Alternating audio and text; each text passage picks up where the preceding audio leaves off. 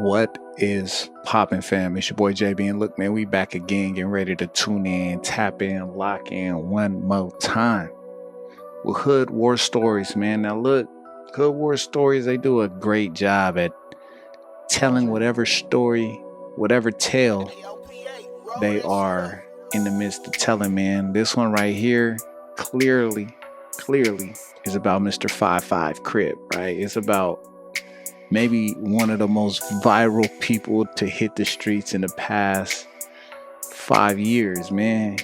Crip Mac. This one right here is called He Earned His Hoovah Killah Tat by Shooting at Them Nonstop. The story of Crip Mac. And again, like I said before, man, shout out to Hood War Stories because they do they thing, man. They do what they supposed to do when it comes to showing a narrative, when it comes to telling a good story. And look, man, I'm not finna hold y'all too much longer, man. You know what we do around here, man.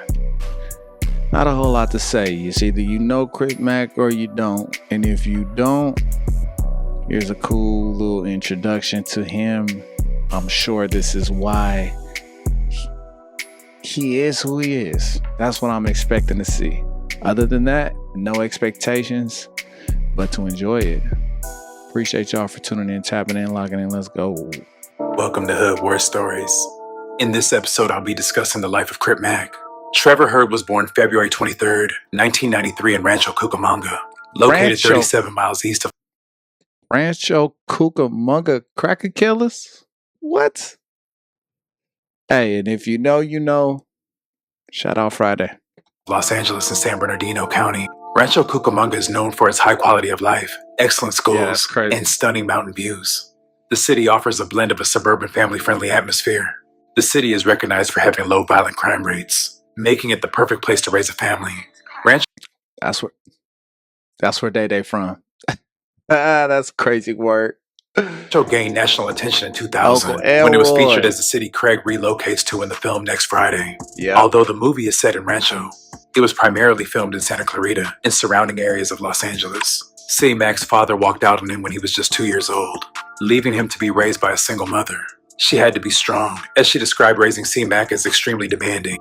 Growing up, Trevor struggled with a range of behavioral issues. His mother says he would sneak out so often that she eventually had to lock down the windows. It eventually led to him being sent to military school, where he was later expelled. After he would relocate to Houston, Texas with his mother, where they lived with their boyfriend. His mother hoped this fresh start would keep him out of trouble. This dynamic ended abruptly when Trevor's mom walked in on her boyfriend with another man. After that disappointment, she packed their belongings and relocated with Trevor to a relative's home in Katy, Texas. C. Mac allegedly began false claiming 60s after connecting with a family friend who lived in Southwest Houston. The friend was a member of the 60s out of Houston, and C. Mac was using his address to go to a certain school at the time. C. Mac was hanging with them for about a year until it got revealed that he was never officially put on. C. Mac packed up and headed back to California, eventually settling in Chino where he attended Fontana High School. All right, hang on. All right. So I know a little bit about Crip Mac, right? And at a time, he was doing a bunch of like Facebook posts about him being from the from the 60s. I didn't know it was in Texas. I thought it was the one in LLA. But with that said, he was saying you know what? He might get to it. Let's get back to it, man. Let's go. While in Chino, C. Mac started his own set known as the Chino Gator Crips, adopting green as their color and a gator as their logo. It's believed he was operating on his own, and it remains unconfirmed whether anyone else ever joined. He then would enter a phase where he was claiming various sets, from claiming 5 Deuce Hoovers to the Trey 5'7" Crips and 7'1" Chino villains. Crip Mac was getting around. He soon began pursuing music, turning to rapping. Like in the face, on the AG, time to the ladies, S on to the back, right to the left, flossy boy swag, I'm fresh to death, chump change, I ain't seen none yet, I'm a rich roller, and that's the bet, boom in S-Chain, on my neck, shining like a brand new road, left, hop on my bike, I gotta get going, to the VIP music, John Boy. He eventually moved. Hey, that was Texas. That was definitely the Texas freestyle flow For sure. To South Central Los Angeles to live with his girlfriend. It was during this period that he joined the 60s, but within a year he was put off for allegedly snatching an old lady's purse. He would eventually join the 5-5 neighborhood Crips. The 5-5 neighborhood Crips are a part of the 50s. They are considered a small to mid-sized hood at best. They are virtually surrounded by enemies, but are mostly known to beef with the Hoovers, Troubles, and Brims, although both sides have taken losses over the years. The Van Ness gangster Brims have historically applied consistent pressure on the 5-5 neighborhood Crips. After his put on, Crip Mac would show out to try and prove himself. Shortly after, he would get arrested in October of 2017. This would be for 1 count of attempted robbery and 1 count of criminal threats. A month later, he would take a plea deal on the attempted robbery. He was given 16 months in prison and be released in summer of 2018. When he got out was around the time he got his infamous Hoovah Killer stamped on his forehead. The tattoo was a bold statement, and many people think he signed his death wish. His mother was especially Hey, I done seen some crazy eye busters. That's crazy. And ever since the first time I seen it, I'm like, yeah, they gonna take him out and claim him as a trophy, because that's just so disrespectful, man. That's crazy. concerned for his safety. So you feel like that the tattoo and all the Hoover hate kind of do we want to talk about this? I hate it so much, you guys. You have no idea. When I saw him walk in with that tattoo, my heart broke. Right.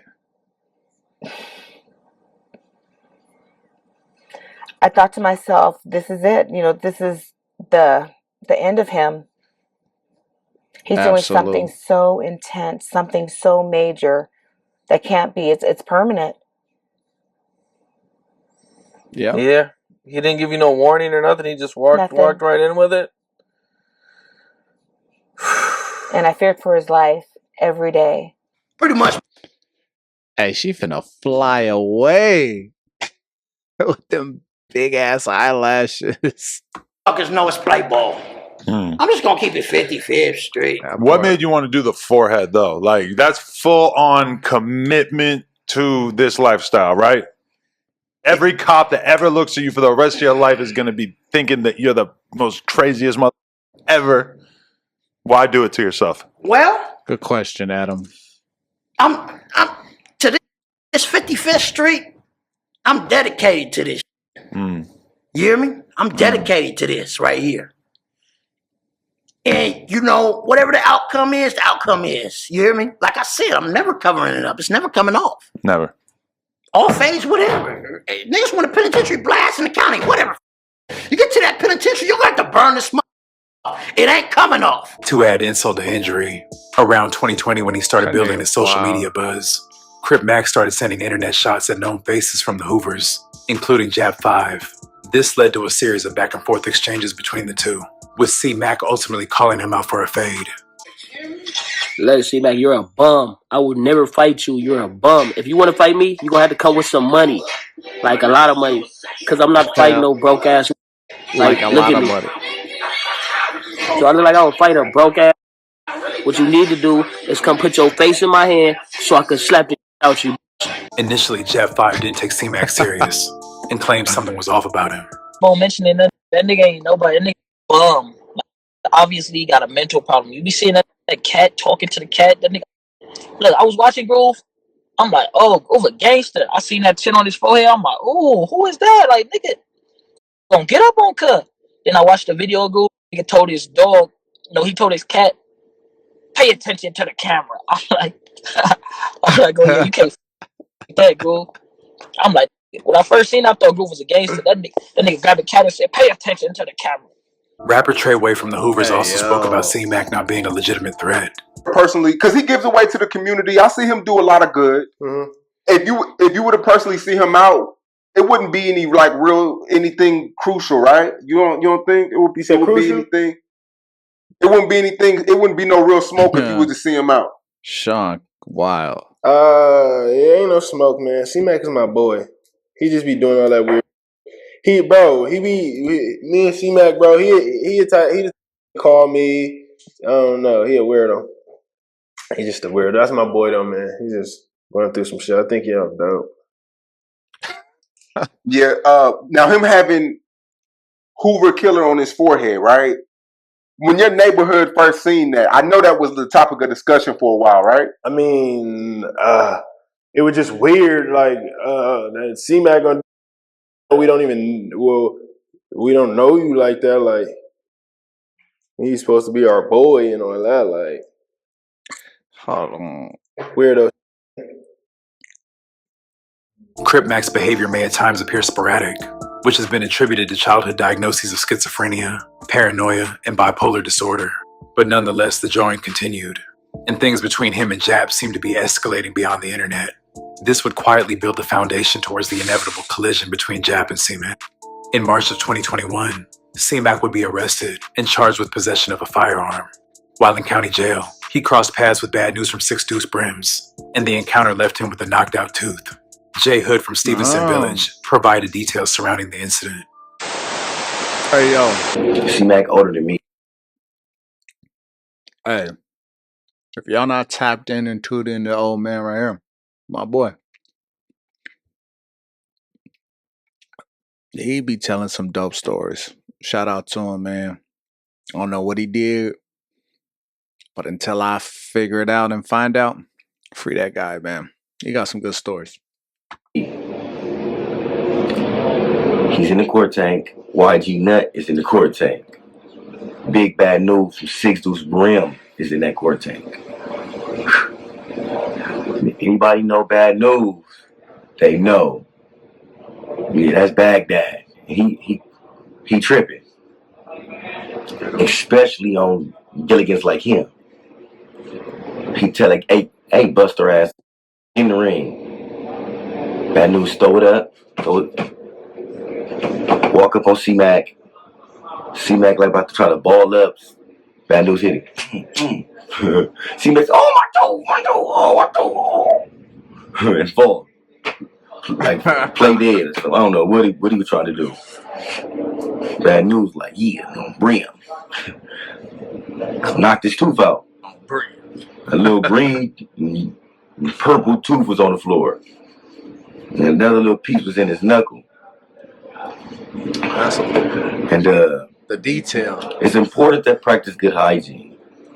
But I don't know if that was like a defense strategy because, yeah, Bad News won the fight.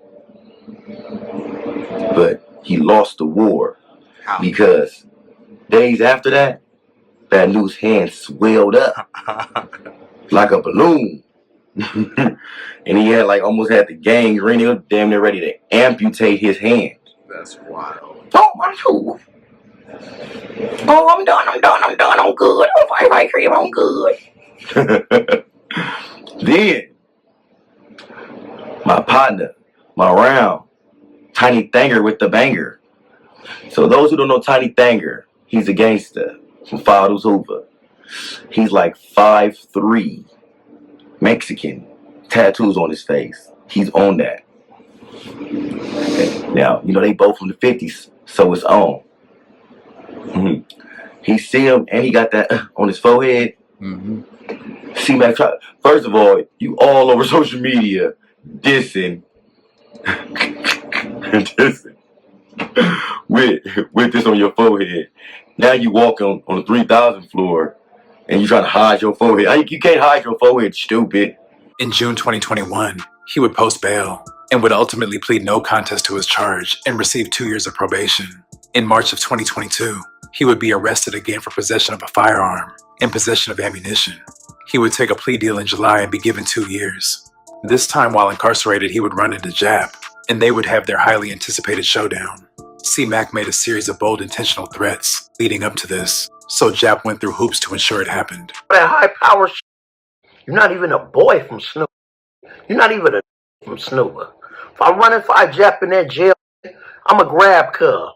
I'm a choke cub with all my might, and I'm a knock her out on neighborhood Crip, and that is what it is.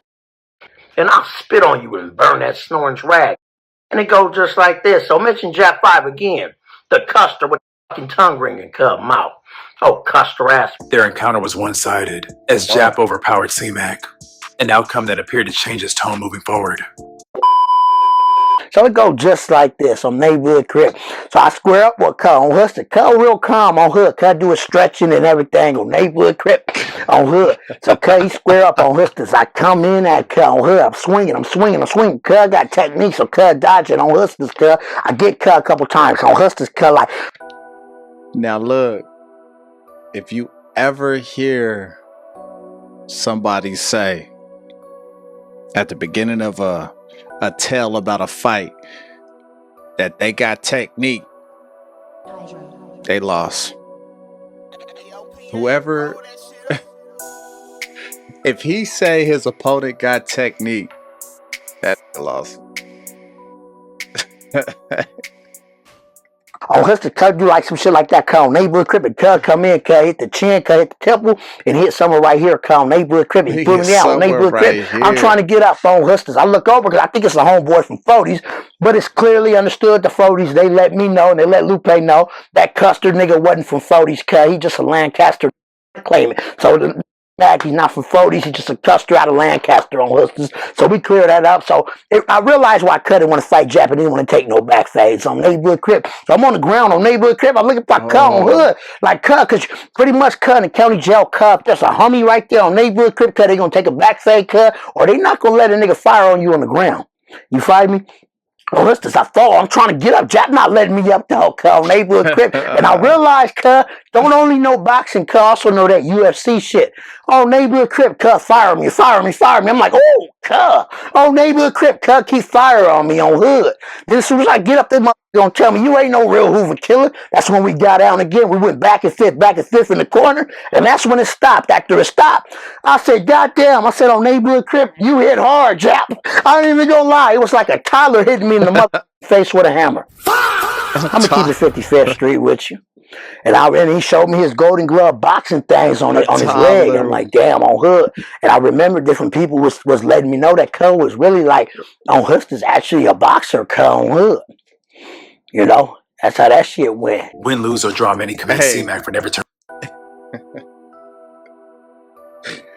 Hey, he said a toddler hitting me in the face with a hammer. Crazy.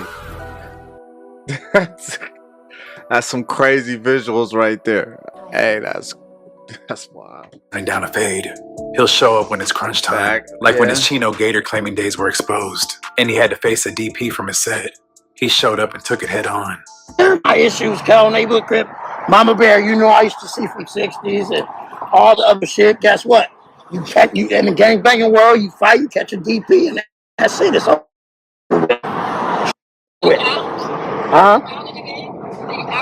No, I'm not. You got to catch a discipline. A discipline means you're still from the hood, but you got to fight to prove. Yeah, I'm still from the hood. And it's just because of the stupid videos when you were younger.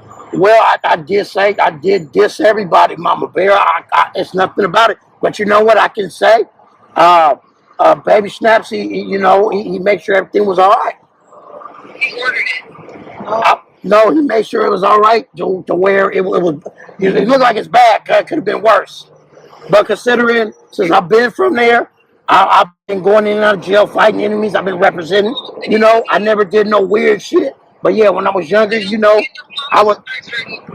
Mama, your heart shouldn't hurt. Everything goes. See, all right, it's over with. Crip Mac was released in June of 2023 on parole, but in September he was arrested again for possession of a firearm and bailed out shortly after. At his court hearing in December, his gun charge would get dismissed, but outside the courtroom he'd be arrested again. This time he was hit with federal charges, stemming from him being in possession of a ghost gun in 2023. We're going to take him to the marshals. Not have any property there. So down the street, I appreciate on First Street, and then you're going to see a judge today, and they're gonna. I know we're not here to incriminate him any further, but where was all the street battling with the pow pows and the pew pews? Like, I didn't hear any of that. They're gonna let me out today? More than likely. That's what I see. They're trying to switch it to a federal case? Yes. Just federal. Yeah, exactly. but it kind of works just like this. So he'll probably get arraigned, and most likely, since there's nothing crazy violent enough, then they'll probably keep on him out.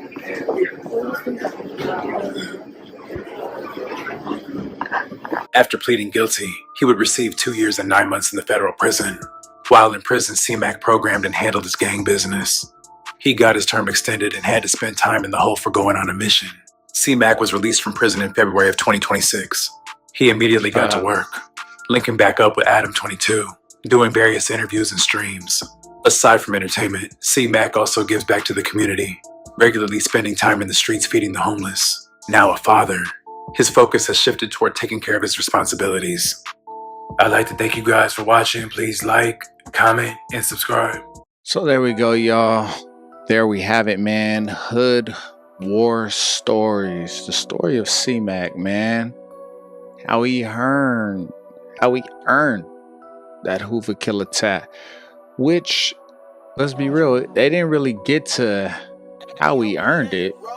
Other than, well, because, okay, the title says he earned his Hoovah Tat by shooting at them nonstop. We didn't hear any of that. And my, excuse me, my assumption will be this. My assumption is because he never officially went down for shooting at anybody. It sounds like every time he went down, it was because he had a thing on him.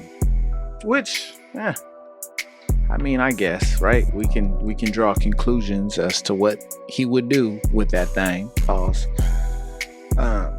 But yeah, man, still a good story, man. It was a good, especially if you don't know who this individual is, it was a very good, and I don't know how you don't know who this guy is, but it was a very good introduction to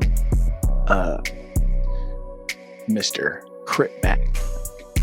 You know, they went through his start, his younger days, why he took the DPs that we all have seen.